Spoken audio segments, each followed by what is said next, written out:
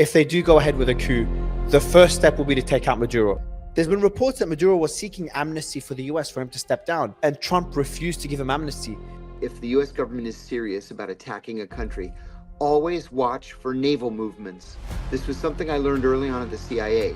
And sure enough, we sent the USS Gerald R. Ford and its associated 11 battleships and supply ships. And I said, oh, dang it. The CIA used drugs as a way to weaken other countries. The drugs that are in Venezuela are not Venezuelan. They come from Colombia and they come from Ecuador, and they're transiting Venezuela on their way to West Africa. Nothing good comes from this kind of U.S. foreign policy. What do you expect to happen in Venezuela if Maduro does step down? Chaos.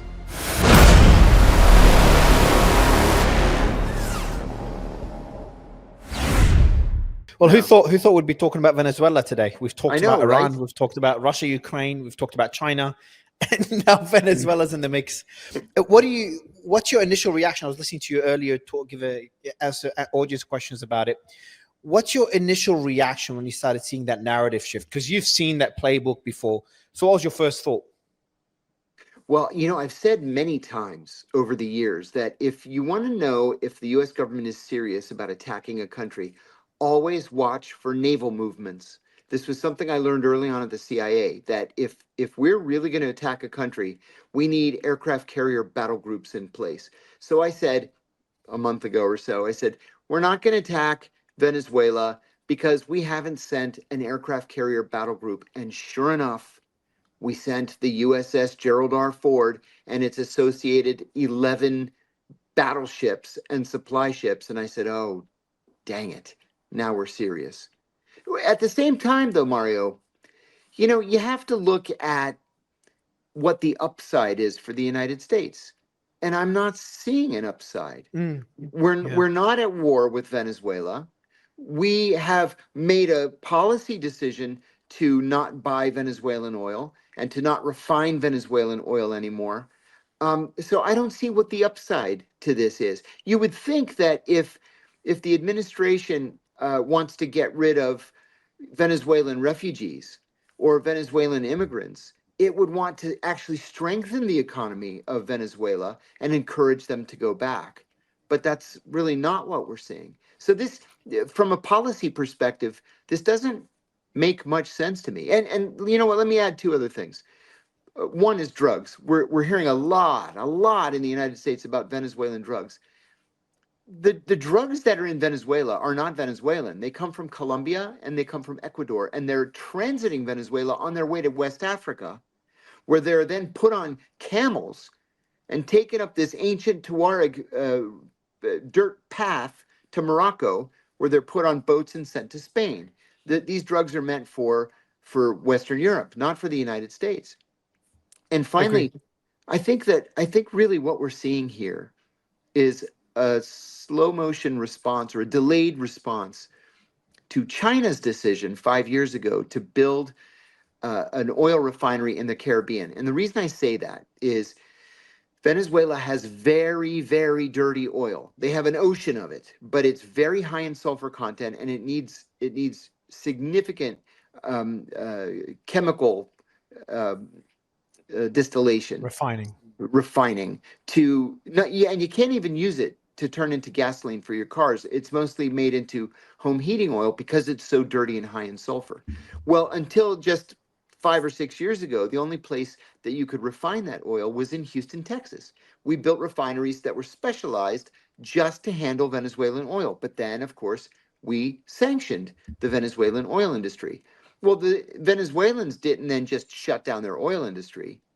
The Indians and the Chinese built new refineries to handle Venezuelan oil, and they shipped the oil there. The Chinese are swimming in money, and so they decided instead of shipping the Venezuelan oil all the way to China, they'll just build the refinery in the Caribbean, refine it right there, and ship it out from the Caribbean.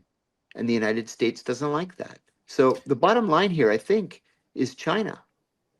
But Maduro's already offered Trump a while ago, well before the buildup, full access for the US for Venezuelan oil, because for Maduro, doesn't really care. He doesn't really care where the money's coming from.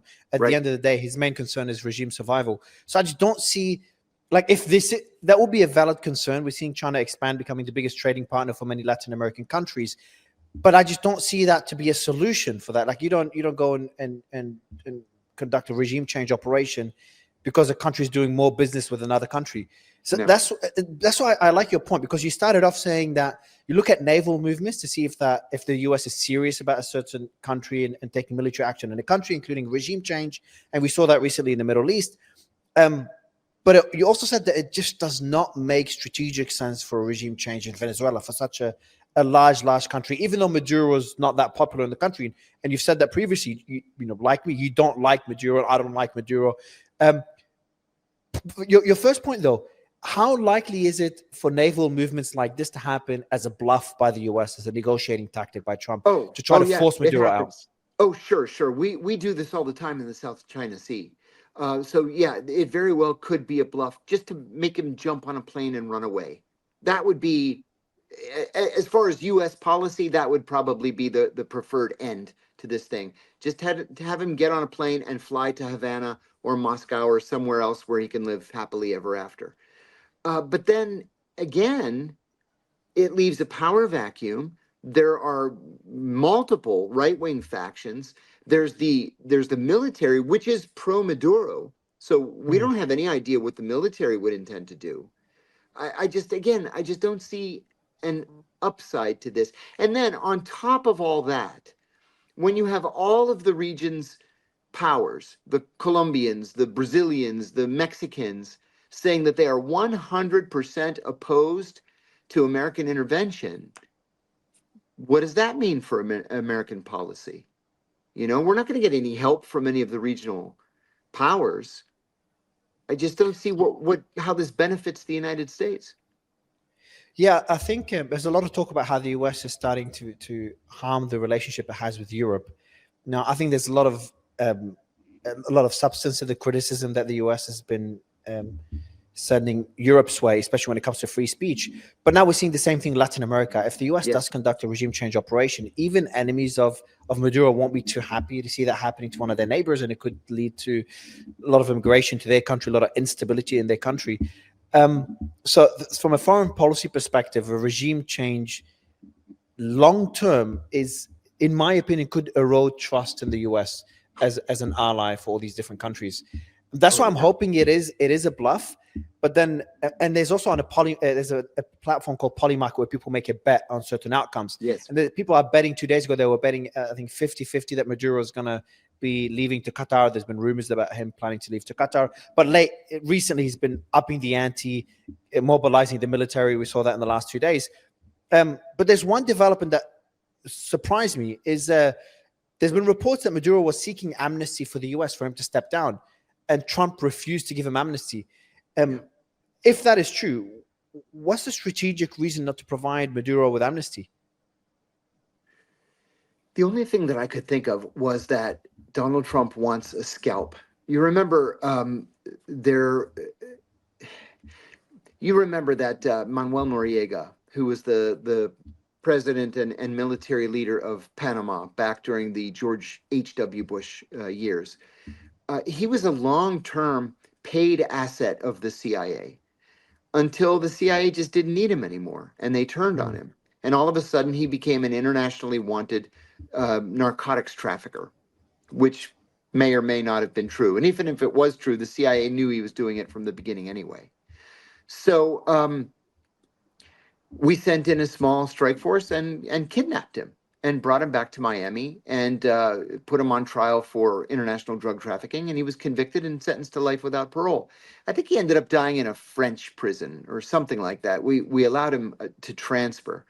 But I'm thinking that this is probably what the administration wants. They want a scalp. They want somebody that they can point to show that they're serious about drugs. And they prove that they're serious about drugs by taking this narcotics trafficker, which he's not, and giving him a sentence of life without parole. It's the only thing that I can think of. Otherwise, it doesn't make any sense. And let me add one other thing, too.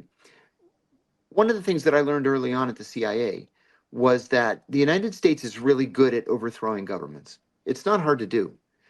The real work is what you do after the government has been overthrown. And we don't have the foggiest idea how to bring stability to these countries whose governments we overthrow. Look at Iraq, look at Afghanistan, look at Libya, look at Syria, look at Sudan, you can Somalia, you can look all over the world. And finally, one other point.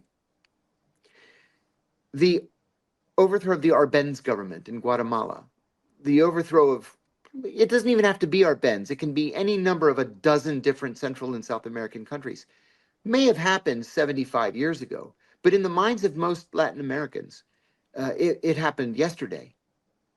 And so there's this real distrust of the United States when it comes to the issue of overthrowing governments and allowing chaos to ensue, or allow military dictatorships to entrench themselves in power. Nothing good comes from this kind of U.S. foreign policy. I've been always critical of regime changes, especially the mess that we've seen in the Middle East. But I thought I'd look into the issue with an open mind to see if there's been successful regime changes. I'm like, maybe the US has had more successful regime changes that I'm not aware of, that people don't talk about. I struggled to find any. When I consider something to be successful, one, successful for the US itself, from a selfish perspective, and number two, does not lead to complete failure of the state, as we've seen in Syria, Libya, etc. Most of the success stories were after World War II. So it's decades and decades ago. Right. And recently in the 80s, there's Panama and Grenada were labeled as successful, but that's about it. So it doesn't, it's hard to be optimistic looking at that track record for the US. And add that to the split we're seeing with MAGA, with Israel versus America first, with US involvement in Iran and the Iran war, with the Ukraine war is a different story. It just makes it a very difficult, very illogical choice for Trump to take based on all this data. Let's go back to the reason that Trump and his administration has given, and that's Venezuela being labeled as a narco-state. Not sure what that means. Maybe you can explain it to us.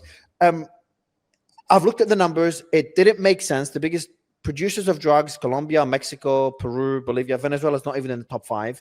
The biggest transit countries for flows of drugs, Mexico, Honduras, Guatemala, Ecuador, Panama. The only one that Venezuela was large in terms of transit was cocaine. But the majority of it is for Europe. It's 24% transit through Venezuela, mostly to Europe, only 8% to the US, which puts it below Mexico, Honduras, Guatemala, Panama, and Ecuador, just above the Dominican Republic. So it just shows that Venezuela is not really that much of a narco state. But I do have a question, though. Something you've talked about recently on your show is how the CIA used drugs as a way to weaken other countries. They've done it through Afghanistan to weaken Iran and Russia. Is there a possibility that China, maybe even Russia, are using drug flows from Latin America, maybe not Venezuela based on those numbers, but maybe other countries, to weaken the US? Because Trump has blamed China for all of these flows of fentanyl. Could there be some truth to that claim? Yes. I would believe that. Friends of mine at the DEA have said over the years that that's why the fentanyl problem is as bad as it is here in the United States. A lot of the fentanyl comes from Mexico, of course, but originates in China, or the precursors originate in China and are sent to Mexico to be manufactured there. But yeah, the Chinese have the same calculation that the CIA does. We knew that Afghanistan was producing 93% of the world's heroin, but that almost all of that heroin was destined for Russia and Iran, and it weakened their societies. That's better for us if they're weak. But the Chinese come to the same calculation, that fentanyl flooding into the United States weakens our society, and that's better for the Chinese. So sure, I could see that. I could see that as a long-term Chinese policy. But not like to Venezuela based on the numbers I've just mentioned and you mentioned earlier in the interview. All right, so looking at Venezuela, what's the strategy? Is it oil? You talked about oil being very dirty. Is it other natural reserves, natural gas, iron ore, bauxite, gold? Is it increasing presence in Chinese presence in the region? You've talked about the Chinese and Indian oil refineries starting about 5 years ago. What is the thinking behind the scenes in Washington? I think it's all of those things. I think all of those things that you just listed are part of the conversations that are taking place at the White House, the State Department, and the Defense Department. And in addition to that, Guyana just discovered in the last 3 years or so that they're sitting on an ocean of oil. The Venezuelans say, no, that's our oil. And the Venezuelans momentarily threatened the sanctity of the border with Guyana. The United States might be able to use that as a pretext. Relations between the U.S. and Guyana are very good. U.S. oil companies are already there looking for and drilling for Guyanese oil. So it could be that as well. All right, let's say they move ahead with a regime change, John. Trump did talk about authorizing the CIA, which is a bit weird. He talked about it publicly. I thought these things are usually done behind the scenes. For the first maybe give us your exact. I'm not sure that was the first time by a president. You're saying it is.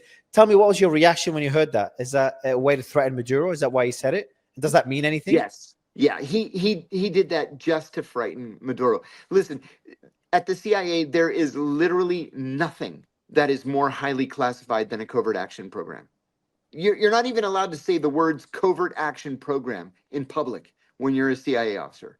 So then you have the president of the United States getting up on national television and saying he's just authorized a covert action program to overthrow the Venezuelan government. First of all, I don't know if that's true. He may have just said that to frighten Maduro, or he may have actually done it. But again, I'll repeat myself. What would that entail? It would entail a handful of people, no more than, I don't know, a few hundred, 1,000 at the maximum. And they would have to take over the presidential palace or force Maduro out, pacify the military, which is impossible at this early stage because the military supports Maduro. It always has.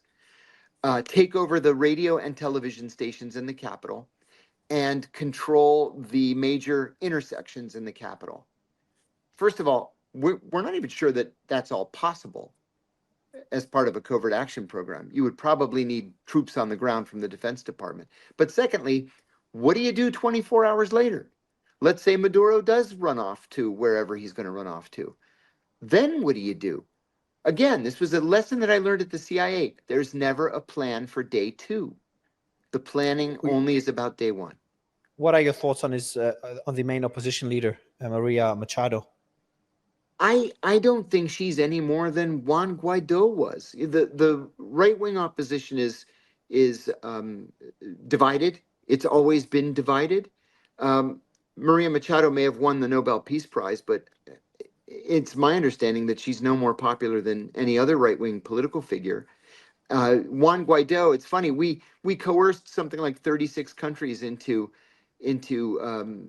recognizing Juan Guaido as the president of Venezuela. In fact, he was just a graduate student here at George Washington University in Washington, D.C., never had access to Venezuela.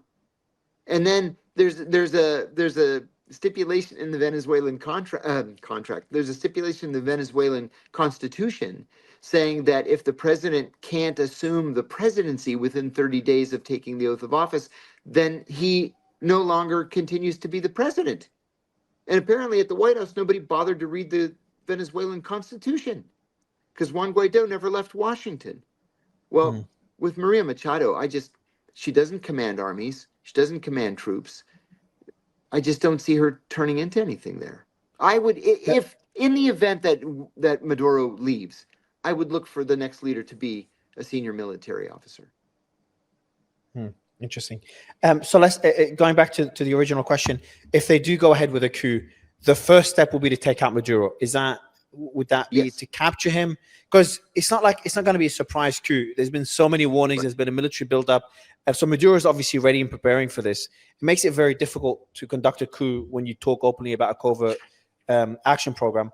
But let's say, considering the circumstances that we have now, how would they take him out? Would a military strike, similar to what we saw, a decapitation strike like what Israel done in Iran, could that work in Venezuela?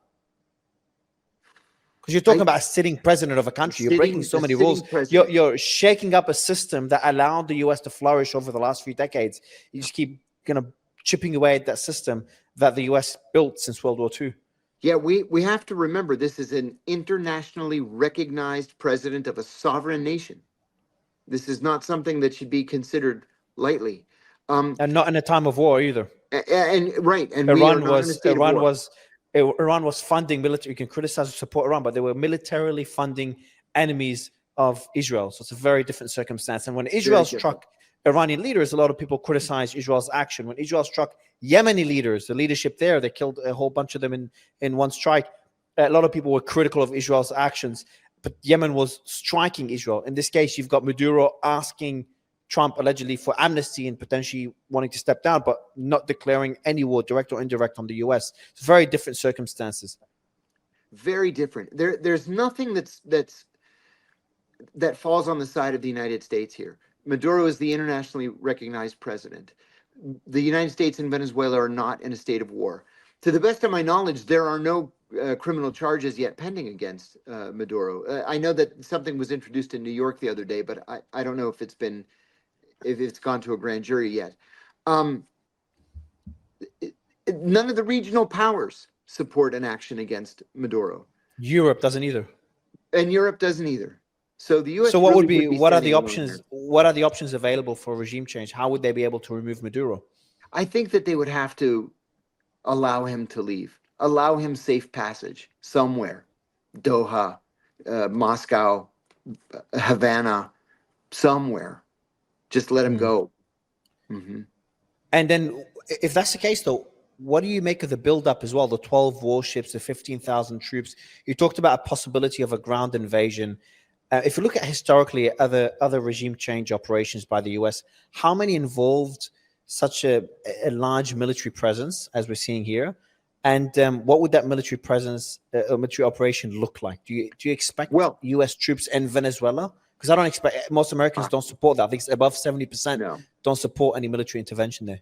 No, I can't imagine that we would get to that point. I can't imagine it. But looking back at previous interventions, we had 6 carrier battle groups in the Persian Gulf and 1 in the Eastern Mediterranean to push the Iraqis out of Kuwait. We had 4 aircraft carrier battle groups for the invasion of Kuwait in 2002. We had 4 carrier battle groups in the region to attack Afghanistan in 2001.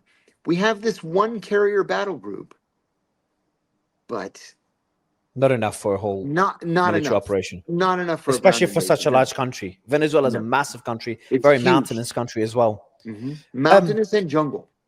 Mm-hmm. The last question, 2 questions I have for you is, so if the US does succeed, if we see one of those rare successful regime changes, you said there's never a plan, not a plan B, but a post-regime change plan. Mm-hmm. So then what would that look like, especially looking at history and how other regime changes have gone? What do you expect to happen in Venezuela if Maduro does step down? I think that we would see a period of chaos. And in the end, I believe strongly that the military would finally take power.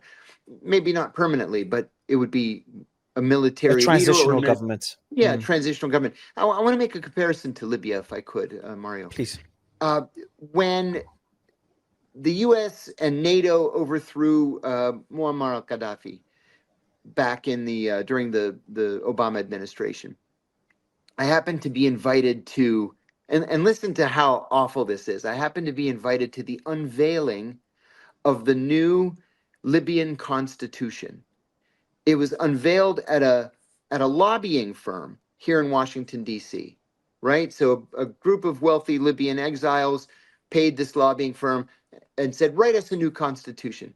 This constitution was better than ours. It called for equal rights for everybody, women, gays, LGBT, whatever. Everybody was equal. They're going to share the oil money. Incredible constitution. Did anybody ever do anything with it? Of course not, because nobody ever heard of these people in Washington, D.C., and nobody even wanted to read their silly constitution. Instead, we've had a period of, 15, 16 years of fighting and civil war and chaos and death. And so the United States might think that it's the good guy all the time. The United States might think that it can impose a peace on a country like Venezuela, and it never works out that way. It never works out the way the policymakers think it's going to work out. I remember, and I think I've told you this before, I remember participating in a classified video teleconference the night before we attacked Iraq in 2003, February of 2003. And one of the participants at the National Security Council said, as we were getting up to walk out, he said, tomorrow morning, when we cross the border, the Iraqis are going to throw flowers at us. And when I got back to my office, I said to my boss, do these people know nothing about history? And he said, no, they know nothing about history. And nothing's changed between 2003 and 2025. That is so, like, this is what perplexes me the most, John. Like, those people, at least I believe that they're intelligent people running all these different organizations.